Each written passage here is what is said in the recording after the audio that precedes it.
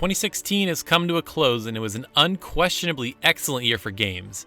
We saw Nathan Drake's story come to a close, virtual reality come to home consoles, a swath of multiplayer first-person shooters for just about anyone, and we finally saw the release of both The Last Guardian and Final Fantasy XV. This list was particularly hard for me to come up with when considering just how many great games released that were seemingly tailor-made for me, no pun intended. I should also preface this by saying I haven't got around to playing games like Dark Souls 3 or Doom just yet, so they won't be appearing on this list. Without further hesitation, here are my top 5 games of 2016.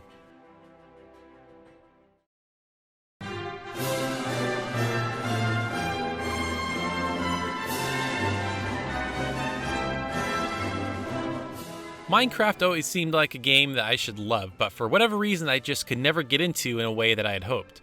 Dragon Quest Builders, on the other hand, seemed to strike a great balance for what I was looking for in this type of game. Instead of leaving you to your own devices to figure out the game's systems, Dragon Quest Builder guides you along just enough to figure things out, and then lets you loose to complete goals in the most fun way you seem fit. I really enjoyed building up my bases just the way I wanted. Adding the decorative touches to each character's rooms was super satisfying in a weird way.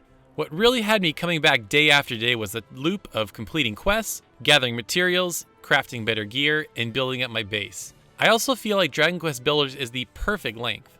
I probably could have played a few more worlds, but by the time I had finished the game, I was wholly satisfied. Here's hoping we get a sequel, because I'm totally down for more slaying, crafting, and building in the Dragon Quest universe.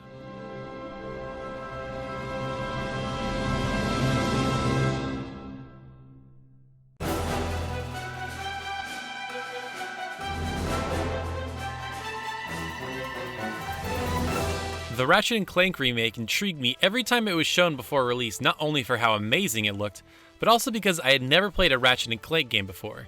As soon as I started playing, I was hooked and finally understood what all the hubbub was about. The world looks absolutely stunning, the variety of gameplay was a total blast, and the characters have a certain quirky charm that I fell in love with. I have a good amount of platinum trophies, but I only go after them for games I really enjoy, and Ratchet & Clank was one I happily added to my trophy case this year. Going back through the game a second time knowing how to deal with all the enemies and trying out different weapons was even better than the first time through. If you own a PS4 and haven't played this game, you've made a huge mistake. Go correct it immediately.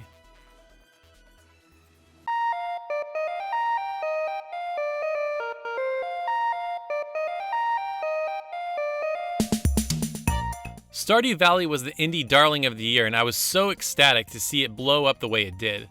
I'm a massive Harvest Moon fan, but the series has grown stale over the last several releases. To see Stardew Valley give this type of game the kick in the pants it needed filled me with immense joy. The game is so addicting in all the right ways. Stardew Valley doesn't just encourage you to grow crops, but also go fishing, explore mines, interact with the townsfolk, and discover Pelican Town's secrets. Having such a wide variety of activities allowed me to shape my Stardew Valley experience the way I wanted. Personally, I invested a lot into fishing and had a blast leveling my skills up and laying out crab pots. For me, Stardew Valley wasn't necessarily a super exciting or story-driven experience, but a rather relaxing one. It was nice to come home after a long day and just lose myself in a charming farm life. The soundtrack is also superb, providing a nice mix of relaxing and upbeat tunes. I've already sunk nearly 40 hours into Stardew Valley, and I'll happily drop another 40 more anytime.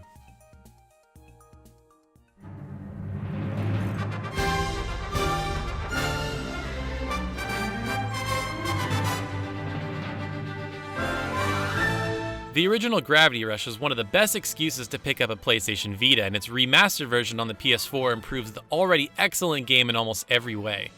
The game's textures got a nice facelift, the 60 frames per second is buttery smooth, but maybe the most welcome improvement are the controls. The Vita's limited control scheme led to some wonky moments, but Gravity Rush Remastered now controls like a dream on PS4. Power sliding cat across the landscapes and aiming at targets is vastly improved. But at its core, the reason I love Gravity Rush is for its variety of movement and intriguing world. Being able to fly, slide, jump, and even hang all over Hexville is a pure joy. One of my absolute favorite things to do in Gravity Rush is run and jump off something high and then save myself at the last second. It's so exhilarating. Doing menial side quests is actually enjoyable thanks to the variety of movement options and how great they all feel.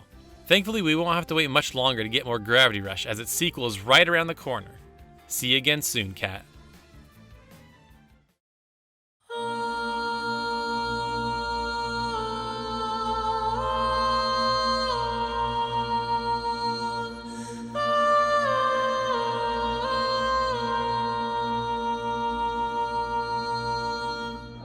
This was probably the most predictable pick on my list, but I simply couldn't choose anything else for my game of the year other than Final Fantasy 15.